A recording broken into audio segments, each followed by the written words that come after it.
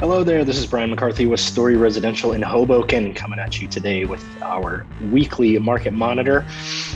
Today, I want to take a look at what mortgage rates have been doing since the news last week of the inflation rising, and take a look at our quarterly stats that just came out within the past week or two, comparing Q2 of 2022 to the previous year's 2021 or Q2.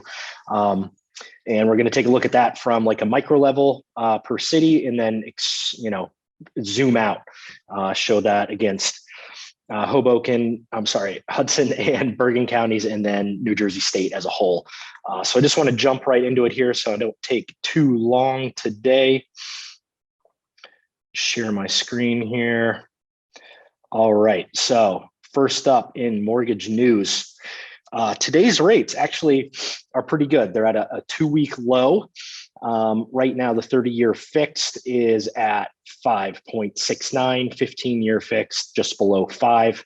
And this is actually pretty similar to what we saw last week when I came out with the last video. I think it was at 5.77, and that was actually a day before the report for June's, the last month's inflation. I guess it was June's, because they do that the month after. So it was June's inflation index. They were predicting it was going to be about 8.8, and it came out to be, if I'm remembering correctly, 9.9 or something. It was quite a bit higher. It was like a full point higher than they expected.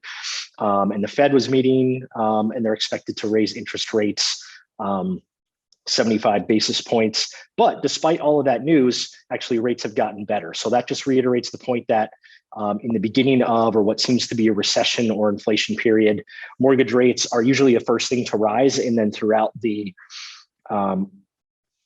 length or the life of a recession, or as a recession looms, they'll generally get a little bit better over the past six recessions, as we showed in last month's data. If you haven't watched that yet, I highly recommend you go through and start watching that right about the middle. We've seen an average of rates coming down 1.8% over those past 6 recessions from the beginning to the end. So we may see rates continue to get better over the next couple months. But despite that, obviously rates are quite a bit higher than they were when we started off the year. And that was an artificially low point in the market. I think where we level off here throughout the rest of the year is going to be where we stay for the next several couple of years. And mortgage rates are going to be the new normal there, around, maybe 5% or high 4s. But right now, it has been taking some people out of the market, as we will see here in this month's data.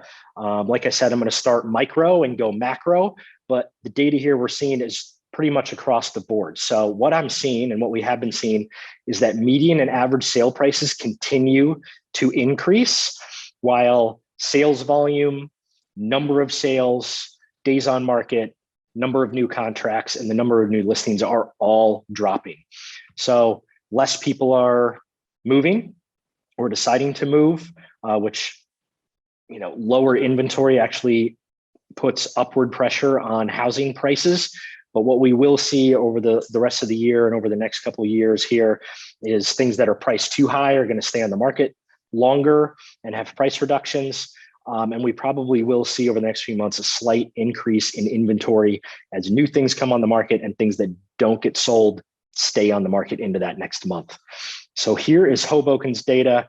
And what we'll see here over the next couple of slides is single family homes compared to condos and townhomes, or the apartment style living. So single family sales have always been relatively low compared to condos, just because there's less of them. But across the board here, we're seeing number of sales down. We'll compare that to Jersey City as a whole here.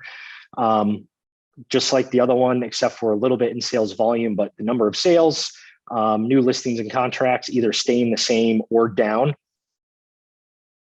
Feel free to pause these as necessary for yourself here. Let's take a look at North Bergen.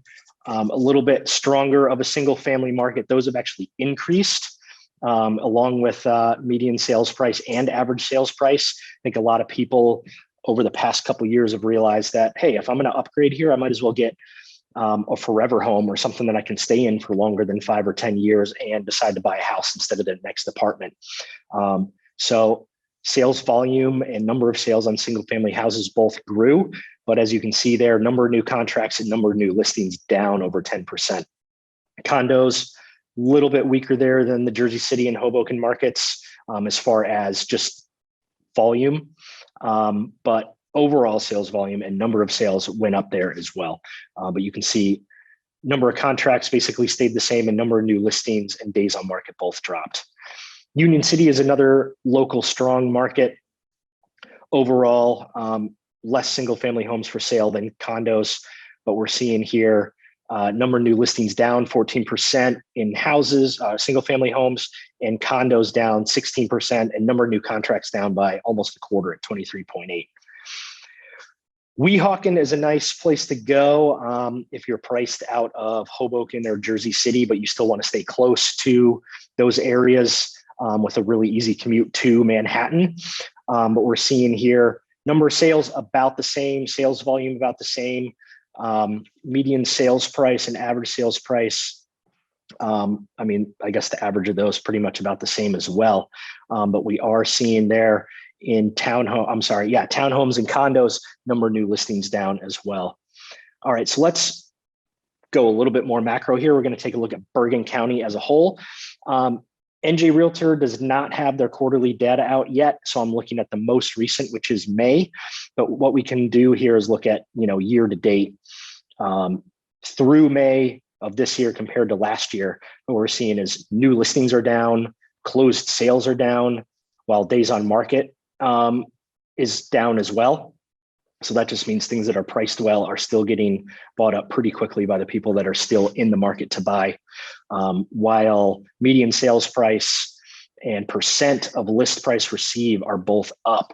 And there in Bergen County, it's up over 100% as of May. I really can't wait to see what June's data was, just to see if this holds true. Condos and townhomes, the same here though. New listings, closed sales, both down. Days on market remain the same, while median sales price and percent of list price received were both up. Let's compare that here to Hudson County.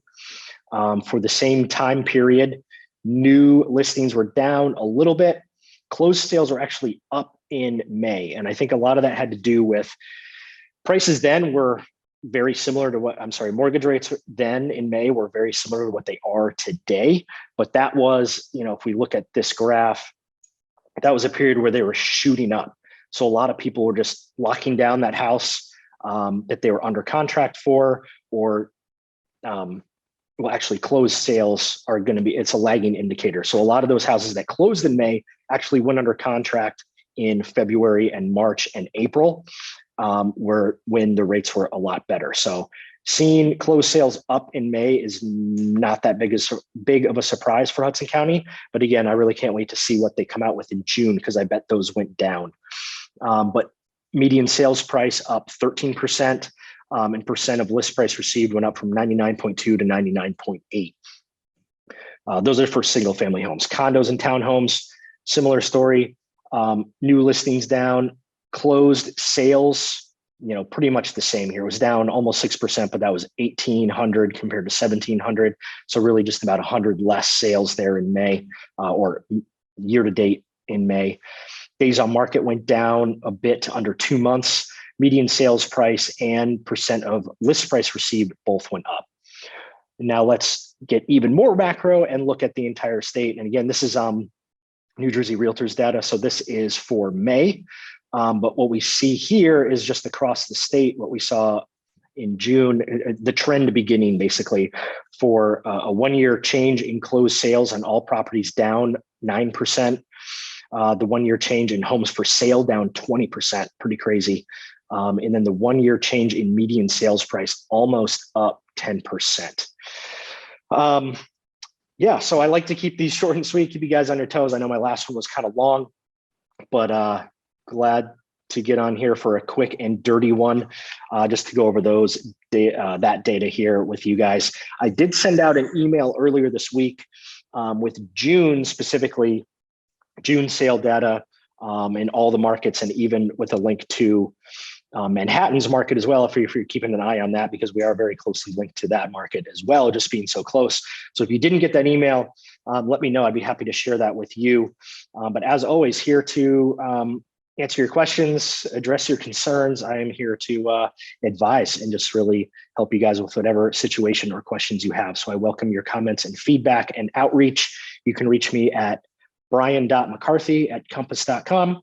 My cell phone is 617-851-9141, as you'll see at the end of the slide if you need that in visual form. And yeah, take care, everybody. Can't wait to speak to every one of you guys who reaches out, and I appreciate you. Have a great weekend, and I will see you next week. Bye.